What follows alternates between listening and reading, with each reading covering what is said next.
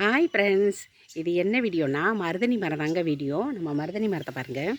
இதுக்கு கீழே ஒரு கட்டாயம் ஒன்று இருக்கும்.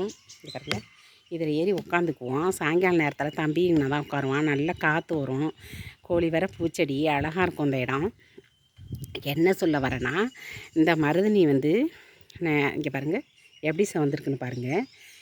இது வந்து மருதணியை பறித்து கிள்ளி மிக்ஸி ஜாரில் போட்டு இன்னூண்டு புளி போட்டு அரைச்சி இதை போட்டேங்க. அப்படி செவந்திருக்கு. இதுக்கு மேலே கருப்பாயிருன்னு எடுத்துட்டேன்.